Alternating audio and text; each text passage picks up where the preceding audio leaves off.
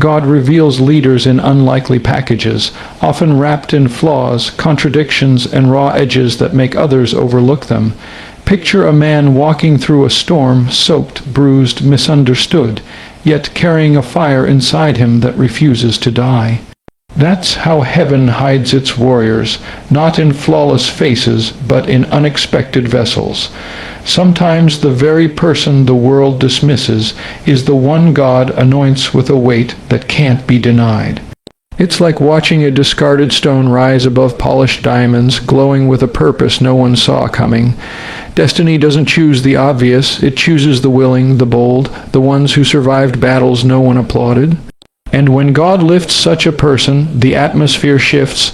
You can feel it, like thunder rolling from a distant mountain, announcing that something unusual, something divine has entered the story. There comes a moment in every redemption journey when the character no one believed in stands at the edge of their transformation. You can see them there, hands trembling, breath uneven, facing the voices that said they were too rough, too loud, too complicated to carry anything holy. But that's the moment God steps into the frame, placing strength where shame lived, placing vision where doubt used to whisper. Imagine a single ray of light cutting through a pitch black room, landing on the one person least expected to rise. Suddenly, the narrative shifts and the audience realizes the underdog was never weak. He was being prepared. The chiseling, the breaking, the rejection, it all shaped the leader heaven intended. And as this leader rises, everything around them begins to rearrange. People who once mocked now watch in stunned silence, wondering how someone so unconventional could walk with such divine authority. You can almost hear the soundtrack swell as they take their first bold step into destiny. Slow, steady, deliberate. The journey didn't polish them into perfection. It carved them into purpose. They are scarred, but their scars glow like battle medals in the sun. God's fingerprints are on every chapter of their life, especially the ones they tried to hide. That's the beauty of God's choosing. He weaves glory through brokenness so the world sees his strength, not the vessel's weakness. Every great story has a turning point where the unlikely hero must confront the weight of their calling. Picture them standing between who they were and who they must become, the air thick with tension, the ground vibrating beneath the magnitude of their assignment. This is where doubt tries to claw its way back in. This is where voices from their past echo like ghosts, reminding them of every flaw, every failure. But then something shifts inside them. Something fierce, something holy, something unstoppable. They lift their head, straighten their spine, and step into the fire meant to refine, not destroy. This is where the redemption arc becomes visible, where the leader hidden inside the unlikely shell begins to emerge with clarity and conviction. And as the final segment of their rise unfolds, the world witnesses something unforgettable. The unlikely leader stands at the center of a storm that was meant to break them, but instead it crowns them. Lightning flashes not to frighten, but to illuminate the truth. God never chooses the vessel the world expects. He chooses the one forged in pressure, the one who walked through valleys others avoided, the one who can withstand both applause and accusation without losing heart. And in that moment, you realize this story was never about perfection. It was about purpose. Never about image. It was about impact. Never about what the world sees. It was about what God placed deep within the one he chose. A shaking is happening in America and beyond, and it feels like standing in the middle of a silent street right before the earthquake hits. When the wind pauses, the birds stop singing, and even the air seems to hold its breath. You can sense it long before you see it, a pressure rising beneath the surface of nations like a heartbeat waking from a long sleep. This isn't political, it's spiritual. It's the sound of structures that once felt permanent beginning to crack, the sound of truth pushing against decades of deception. It's the feeling of watching a storm build on the horizon, dark clouds folding and unfolding like they're alive, knowing that when it hits, nothing will remain the same. This shaking isn't meant to destroy, it's meant to reveal. And once revelation begins, no power on earth can silence it. You can almost picture the camera zooming in on ordinary people, shopkeepers, parents, students, each of them sensing something they can't explain. Their eyes lift from their routines, their hearts beating just a little faster as if heaven is tapping on their spirit. The world feels louder, yet somehow emptier. The noise of media, politics, and culture screams, but beneath it, a deeper hum begins, a hum of awakening. It's like the moment in a movie when the protagonist realizes the world they trusted was built on shaky foundations, and the shaking isn't coming to punish them, it's coming to wake them, shake them. Awaken the purpose that comfort buried. It's the moment the soul whispers, "Pay attention. Something is shifting." Then the ground begins to tremble, not literally, but morally, socially, spiritually. Systems that once looked untouchable start to wobble. Voices that were once ignored begin to rise. You can see the tension build like electricity crawling across metal. People who once walked with certainty now hesitate at crossroads, unsure which direction is truly safe. And leaders, both political and spiritual, find themselves exposed. Some crumble under the pressure, their masks slipping. Others rise with unexpected strength. It's the kind of shaking that forces truth into the open, splitting the story in two, before and after. And in that trembling, you realize this isn't chaos, it's cleansing. A divine disruption meant to break illusions and rebuild foundations. As the shaking intensifies, it spreads beyond borders across oceans into cities, villages, and parliaments. You can almost see a montage of nations flickering across the screen. Economic instability, spiritual hunger, political confusion, cultural fractures.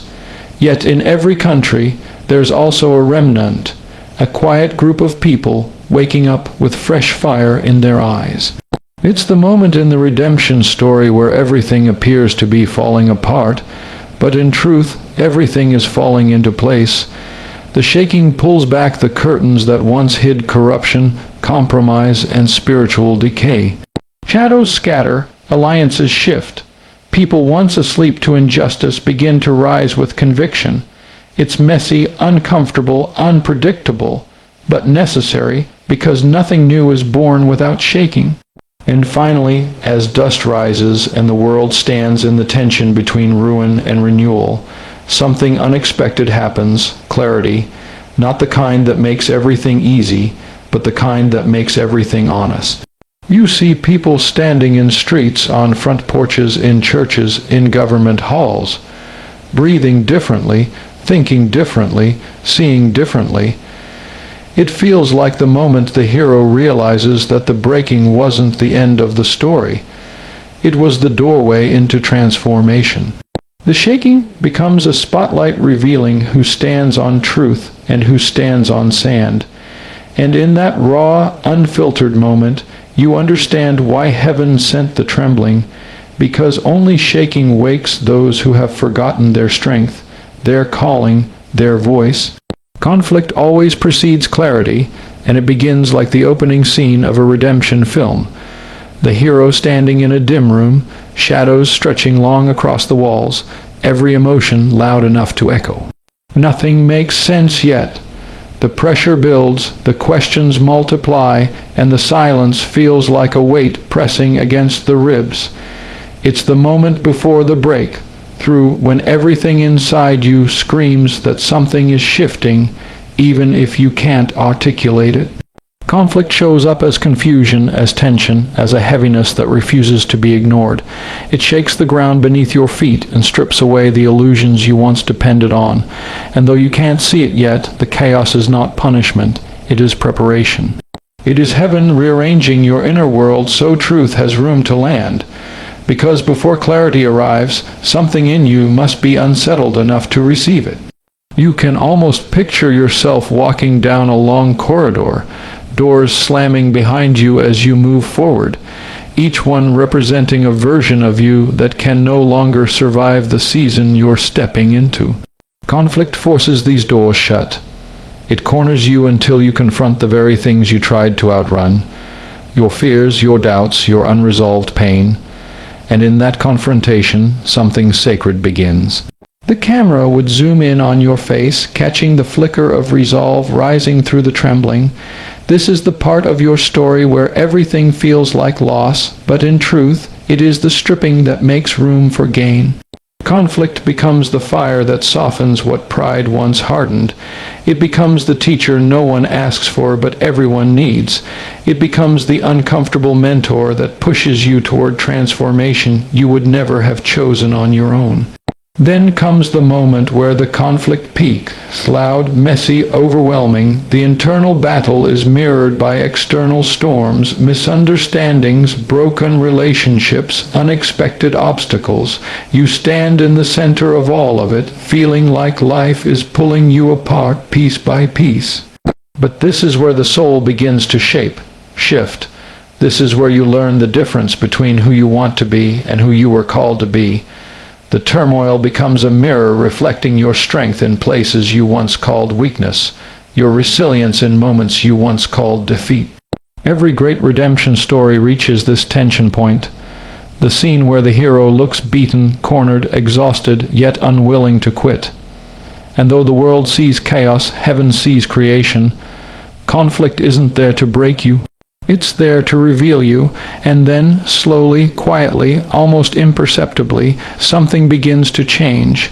Not in the world around you, but in the world within you. The noise settles, the fear weakens, the fog thins. It's like watching the first light of dawn bleed through a night you thought would never end. You start to notice moments of understanding slipping into your hearts. Small, delicate, but powerful. A realization here, a shift in perspective there. You begin to see why certain battles had to happen, why certain people had to leave, why certain dreams had to fall apart before new ones could rise. This is the cinematic turning point, the part where the music softens and your breathing slows, as if your soul finally catches up with what heaven has been doing all along. Clarity is coming not as a sudden explosion, but as a gentle unveiling. And finally, clarity arrives, not like a shout, but like a revelation. It feels like the camera pulls back, revealing the full landscape of your journey for the first time. What was once tangled becomes straight. What was once chaotic becomes meaningful. You stand taller, breathe deeper, and see with eyes that have been washed by fire. The conflict didn't defeat you. It refined you. It stripped away the noise so you could hear truth. It tore away confusion so conviction could rise. And in that moment, clarity doesn't just feel like understanding, it feels like rebirth. It feels like stepping into a destiny you were always meant for, but could only reach by walking through a storm that forced you to become unshakable. This season is about discernment, not division, and it begins like a scene where the hero stands on a cliff overlooking a world split in two. Voices shouting from every direction, each one demanding loyalty, each one insisting it carries truth. The wind is loud, the tension thick, and the pressure to choose a side feels suffocating. But deep inside, something quieter begins to stir, a whisper, not a roar, a knowing, not a noise. Discernment doesn't come wrapped in anger or urgency. It arrives like a soft nudge in the spirit, urging you to step back, breathe, and see with a lens not corrupted by fear or frenzy. This season calls you to rise above the shouting crowds and recognize that not every loud voice carries wisdom, and not every familiar path leads to truth. Heaven is inviting you to listen differently, to perceive differently, to choose differently. As you walk through this season, it feels like stepping into a room lit only by candles. Shadows everywhere, shapes shifting, nothing appearing as it first seems. Division thrives in darkness because it manipulates, deceives, blinds. But discernment, it lights a single candle in your hand and says, walk. It doesn't reveal the whole landscape at once, but it gives just enough light for the next step, the next decision, the next revelation. You begin to see the subtle difference between truth and almost truth, between guidance and manipulation, between voices that edify and voices that inflame. It's the part of the redemption story where the hero realizes that true strength isn't found in reacting, but in perceiving. Not in joining noise, but in hearing what others miss. Discernment becomes your compass in a world addicted to conflict. The deeper you go, the more the world around you tries to pull you into its battles. Left versus right, us versus them, fear versus fury.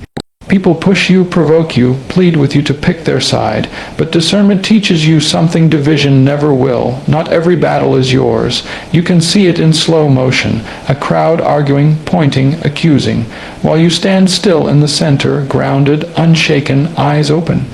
You recognize that division is a trap designed to drain your vision, dilute your purpose, and distract your spirit. Discernment, however, sharpens you. It reveals who is sincere and who is performative, who speaks from wisdom and who speaks from woundedness. It gives you the ability to walk through emotional landmines without detonating a single one, because you're